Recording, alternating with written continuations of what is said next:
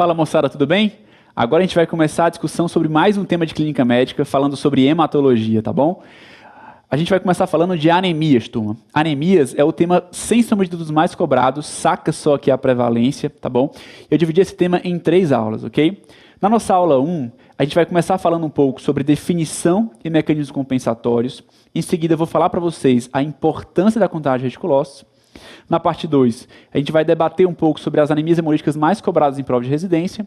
E na parte 3, a gente vai focar nossa discussão em anemia falciforme, que, sem sombra de dúvidas, é o tema mais cobrado nas provas, ok? Então, para a gente guardar alguns conceitos, qual a definição funcional de anemia?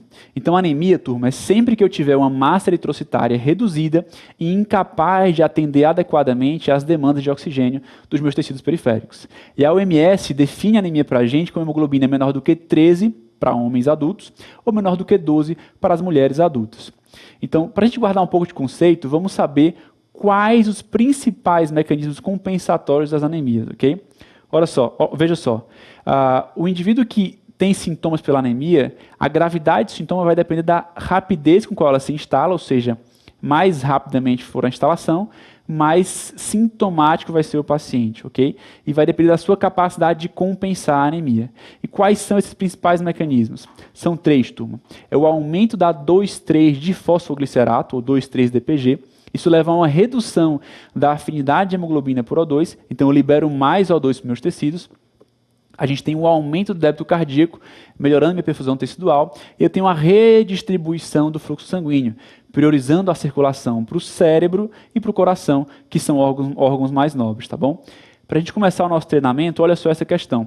Ele fala que um residente foi avaliar o hemograma de um idoso, ok? E te dá basicamente 2 dados relevantes. Uma hemoglobina de 8,2 com reticulócitos de 0,6%. Ele tem leucometria normal e plaquetometria normal. Turma, a gente vai ter que se virar só com reticulócito. Mas olha só, preste atenção.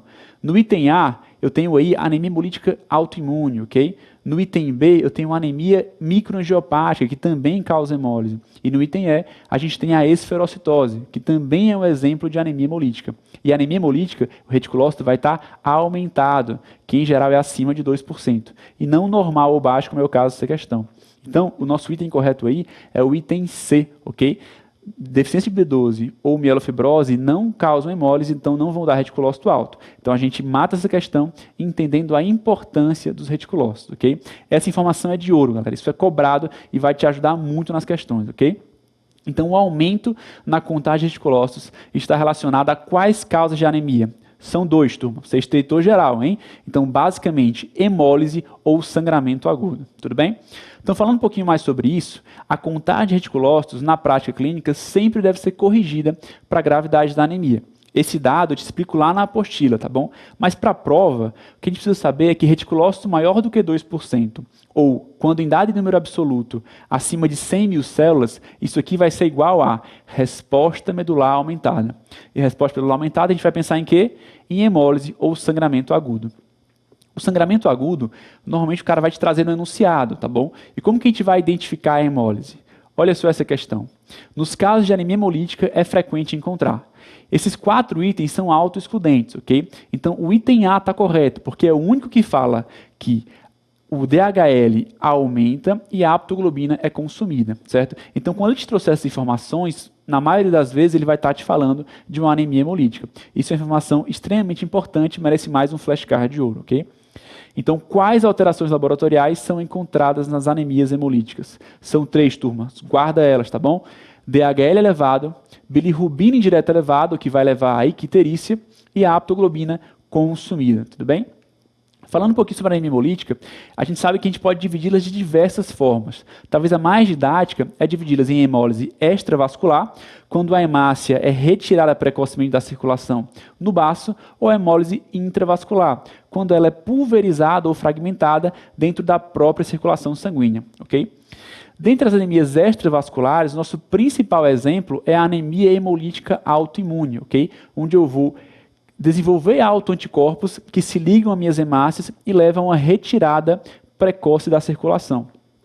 Essa anemia hemolítica autoimune vai ser definida pela associação com um exame, pessoal, que é o teste de Cumbis direto positivo. Olhando um pouquinho aqui na imagem, a gente observa como que ele é feito. Eu pego as hemácias do paciente, que já estão opsonizadas por autoanticorpos, e misturo com um soro de Cumbis. E o que é o soro de Cumbis? Nada mais é do que um soro cheio de anticorpo que reconhece outros anticorpos. Ele vai reconhecer os anticorpos que já estão ligados nas hemácias do paciente, levando elas a se aglutinarem e dando um teste positivo. Então, olha só, qual achado laboratorial caracteriza a anemia hemolítica autoimune? Não esquece, hein? É o teste de Cumbis direto positivo. Então, falando um pouquinho mais sobre a anemia hemolítica autoimune, a gente sabe que ela pode ser idiopática, quando ela é primária ou secundária. E secundária é o que, Madison? Em geral, pode ser por drogas, como é o caso do ceftriaxone, por neoplasias, linfomas ou leucemia linfocítica crônica, por exemplo, colagenoses, como é o caso do lúpus eritematoso sistêmico, e algumas infecções, como é o caso da infecção pulmonar pelo Mycoplasma pneumoniae, que o professor Felipe te fala na aula de pneumo, tá bom? E o tratamento, em geral, envolve corticoterapia, a velha e boa prednisona, tá bom? Principalmente para os casos idiopáticos. Para os casos secundários, a gente vai direcionar o nosso esforço para tratar a doença de base, ok?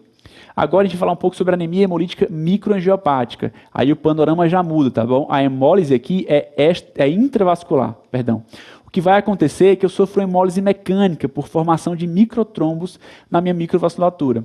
E eu vou encontrar no sangue periférico os famosos esquizossos, na imagem da sua esquerda, que nada mais são do que hemácias fragmentadas que foram destruídas a passar por um terreno completamente acidentado.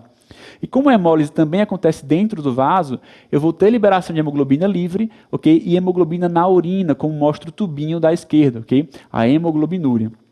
E lembrar que o Cumbis direto nesses casos ele vai ser negativo, eu não tenho um anticorpo diretamente se ligando às hemácias, tá bom? E olha só essa pergunta. Quais as principais causas de anemia hemolítica microangiopática?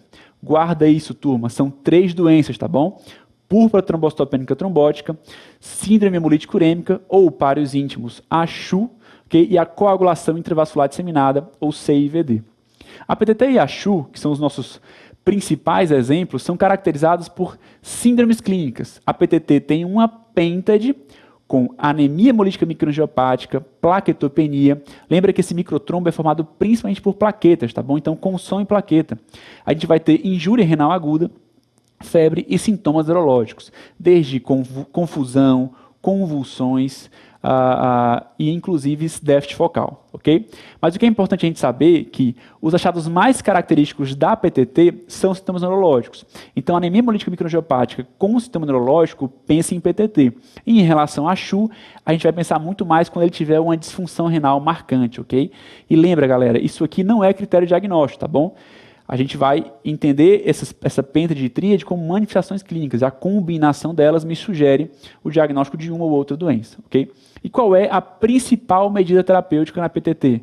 Pessoal, PTT é uma emergência médica e o tratamento de primeira linha envolve a troca plasmática, que a gente conhece como plasmaférese, tá bom? Então não esquece isso, o tratamento da PTT é igual a plasmaférese. Continuando a discussão, como que eu trato o CHU? Primeiro, você precisa saber que a CHU pode ser dividida em 2 tipos, tá bom? Uma CHU atípica e a CHU típica. A CHU típica é caracterizada por ser precedida por um quadro infeccioso, por uma bactéria enteropatogênica, ok? Levando a uma enterocolite aguda, tudo bem? O tratamento da CHU é de suporte, tá ok? Então a gente não tem um benefício claro da plasmaférese nesse caso. O que eu sei para essas 2 doenças que a transfusão de plaqueta não é rotineiramente indicada, ok? Porque pode inclusive piorar as disfunções orgânicas. Então, falando sobre CHU típica, a turma gosta de cobrar, inclusive, qual é o agente infeccioso que levou àquele quadro diarreico, tá bom? Então, guarde essa informação. Qual principal agente infeccioso é responsável pela CHU típica? Turma, é a Escherichia coli, ok? Que leva a um quadro diarreico que, em seguida, pode ser complicado com o desenvolvimento de uma síndrome hemolítica urêmica. Agora, mudando um pouquinho o escopo, a gente vai falar sobre as nossas anemias hemolíticas hereditárias, ok? As anemias hemolíticas hereditárias, pessoal, podem ser secundárias a 3 defeitos. Deficiências enzimáticas que levam à morte prematura da hemácia por estresse oxidativo, como é o caso da deficiência de G6PD e da deficiência de piruvato quinase. Eu posso ter uma hemoglobina doente, ou seja, as hemoglobinopatias, como é o caso da doença falciforme e das talassemias, que em alguns tipos levam à hemólise. E eu tenho defeitos de membrana, como é o caso da esferostose hereditária. A esferostose hereditária é tão interessante que, como minha membrana é doente, ela só vai ser destruída dentro do baço. E quando eu tiro o baço, eu levo a uma resolução fenotípica da minha doença. Okay? Essa informação é muito interessante, merece mais um flashcard para a gente, tá bom? Então, qual doença hematológica tem melhor resposta à esplenectomia? Turma, é a esferostose hereditária, ok? A esplenectomia para esses pacientes tem a capacidade de curar o fenótipo da doença. E agora, respira fundo, vamos para a nossa última parte, falar um pouco sobre anemia falciforme. A anemia falciforme é uma hemoglobinopatia, certo? Caracterizada por uma doença hemolítica hereditária, tudo bem? A gente tem uma mutação pontual que leva a uma troca de aminoácido na globina beta, levando a troca de um ácido glutâmico por uma valina. Então, ao invés de eu formar globina beta, eu só vou formar globina S, que quando se associa a globinas alfa, ao invés de formar a hemoglobina A1, que é a mais comum do indivíduo adulto, só forma a hemoglobina S. Olha só, eu tenho 0% de hemoglobina A1 no indivíduo com anemia falciforme e um montão de hemoglobina S. Isso vai me dar uma trabalheira, tá bom? Por quê? Saca só esse esquema, tá bom? Quando a gente tem tanta hemoglobina S dentro de a minha hemácia, sempre que eu sofro a desoxigenação, eu vou formar um verdadeiro polímero de hemoglobinas doentes, que caracterizam um verdadeiro vergalhão dentro da hemácia. Então, aquela minha hemácia bonitinha, que ia passar por vasos que são bem menores do que o seu diâmetro, não vai conseguir ter a sua deformabilidade, ok? Então, ela se rompe e leva a vasooclusão. Esse fenômeno, como é exemplificado aqui no nosso esquema, pode ser precipitado por acidose, por infecções e febre, ok? E essa vasooclusão leva à isquemia tecidual e às disfunções. E sendo um fenômeno perene, que tem período de exacerbação, a gente tem manifestações crônicas e manifestações agudas da anemia falciforme. Falando um pouco sobre manifestações agudas, a gente tem alguns exemplos mais clássicos, tá bom? A crise álgica, marcada por aquela dor osteoarticular, a síndrome torácica aguda, que é a isquemia importante da circulação pulmonar, o AVC, o priapismo e a crise aplástica. A crise aplástica é bem abordada em prova de residência médica, e guarda só esse flashcard. Qual a principal causa das crises de anemia com reticulócitos baixos em pacientes com anemia falciforme?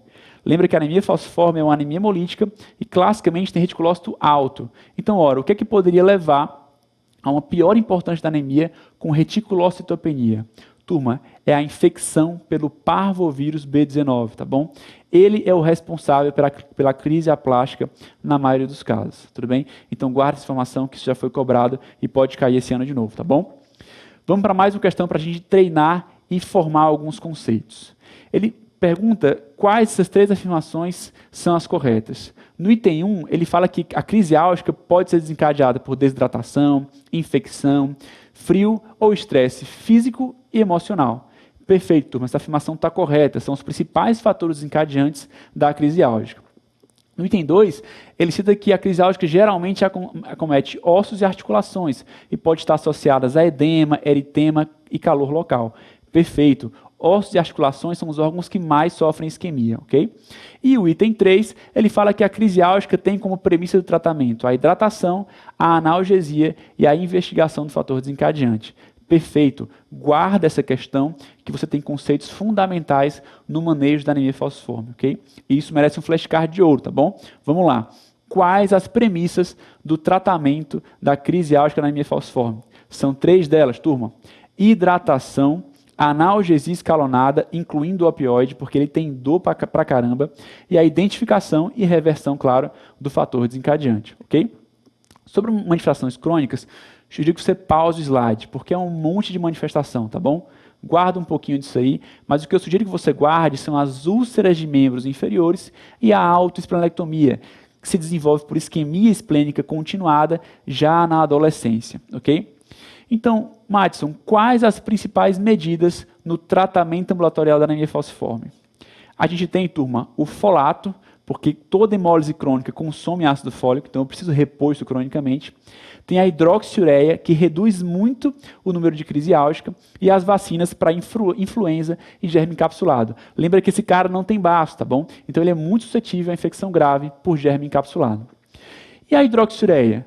Como a hidroxiureia proporciona os seus benefícios no tratamento da anemia falciforme? A hidroxiureia, turma, consegue reduzir a leucocitose e aumentar a concentração de hemoglobina fetal. Isso faz com que eu reduza a formação de trombos, de hemácia, plaqueta e leucócitos na periferia, levando a vasoclusão e isquemia. E eu aumentando o HbF, eu diluo um pouquinho a concentração de HbS. E isso reduz muito a chance de polimerização e das complicações agudas, ok? E agora, uma dúvida interessante é sobre o traço falciforme, aquele cara que herda só de um pai ou da mãe a mutação no gene da globina beta. Eles são saudáveis, tá bom? Mas têm associações com algumas complicações renais. Isso merece o nosso último flashcard dessa aula, tá bom? Quais manifestações renais estão associadas ao traço falciforme? São 3 turmas. Isostenúria, a incapacidade de concentrar a urina ou de diluí-la, hematúria e a necrose de papila. Guarda essa informação que você não erra mais questão em pergunta de anemia hemolítica, tá bom? Turma, foi um prazer, um abraço para vocês e corre lá para o nosso material escrito para você sedimentar tudo que a gente discutiu aqui. Um grande abraço.